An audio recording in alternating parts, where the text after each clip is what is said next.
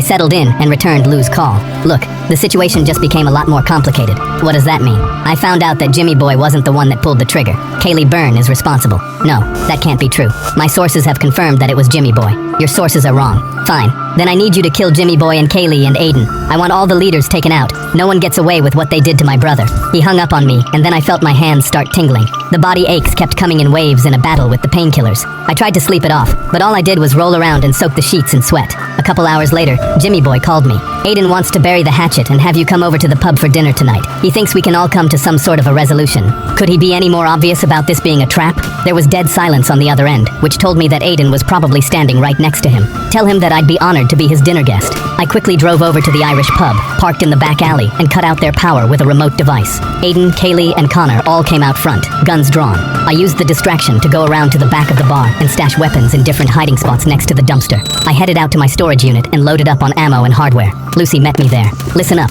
After I take care of business over at the pub, I'm gonna need you to get out of town with Jimmy Boy and his girlfriend. I can set you up with enough money for a few years, and I have a friend in the Midwest that'll take you all in. She agreed. What are you going to do? What do you think? I took her hand. I want you to know that I never stopped loving you. The real reason I left was that I really felt that it was the only way to keep you and Jimmy safe and away from the life I've lived. I was wrong, and leaving both of you will be the biggest regret of my life. I hope one day you can forgive me. She wiped a tear away and hugged me. What I found out later was that before I arrived for dinner, Aiden pulled my son aside and told him that tonight was the night he proved himself worthy of the gang. One job: put a bullet in his father's head. I was a liability, and I had to go.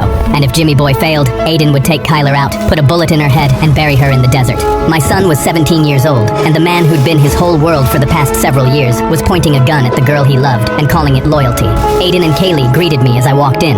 What are you drinking? Anything. Connor patted me down for any weapons and escorted me to a seat directly across from Aiden. Jimmy Boy sat near me as Connor and Dylan stood guard right behind me. Aiden sized me up as Kaylee gave me a drink. I twisted my glass to face the exact angle where I could see the reflection of Connor and Dylan standing behind me. Aiden tapped his glass to get my attention. Has Jimmy Boy told you how we met? Nope. It's a beautiful story. He was 9 years old and played baseball on my son's team. Aiden glanced over at a picture of Calvin, a cool-looking 9-year-old kid that looked a lot like Jimmy Boy. They used to be best friends. He used to come over to our house and the two of them would toss the baseball in the backyard for hours. Then our son caught an errant bullet from a drive-by. Chechen gangsters. 6 months later, I found every Chechen and their family members and removed them from the planet. Why the hell are you telling me this? I just need you to know that there's nothing I won't do to hold on to Jimmy Boy here. He's all we have left that reminds us of our lost boy. So, I'm gonna give you two choices. You can leave town and don't ever contact your son again. Or you can die a bloody, long, miserable death right here in this pub. We will beat and torture you unlike anything you've ever experienced, and we'll force your boy to watch before he stands above you and pulls the trigger and puts you out of your misery.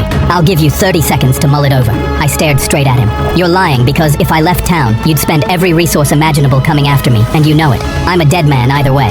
Aiden smiled. I admire your intelligence. Before I could say anything else, I went completely blind in my right eye and lost feeling in my left hand. On top of that, my painkillers had completely worn off. Lucky me.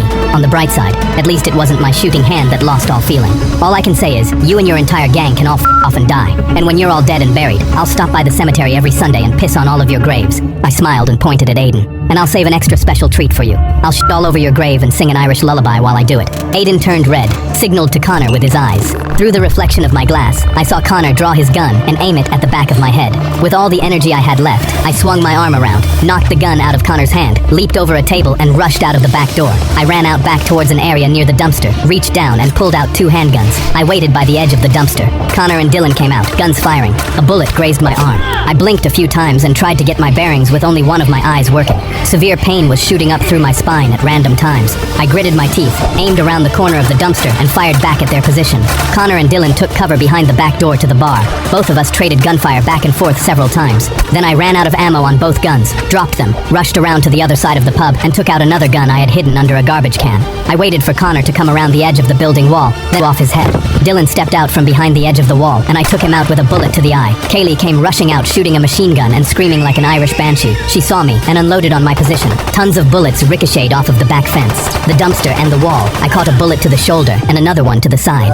I grimaced in pain as blood spilled out of me. I tried to hide behind the dumpster, but bullets kept bouncing off of everything. Then it stopped abruptly. I waited for Kaylee to reload, stepped out, and put a bullet in her neck. She clutched her throat, dropped down in agony as Aiden came running out and saw her. He knelt down and tried to stop the bleeding. I fired at him and missed. He yelled out in a guttural rage and fired his M16. He caught me with 2 shots in the gut and the chest. I hit the ground and choked up blood. He walked over to me casually, stuck his gun in my face, then a bullet rang out and nailed him in the back of the head. He dropped like an Irish sack of potatoes. Jimmy Boy had snuck up behind him and pulled the trigger. He sat down on the pavement next to me and held my hand.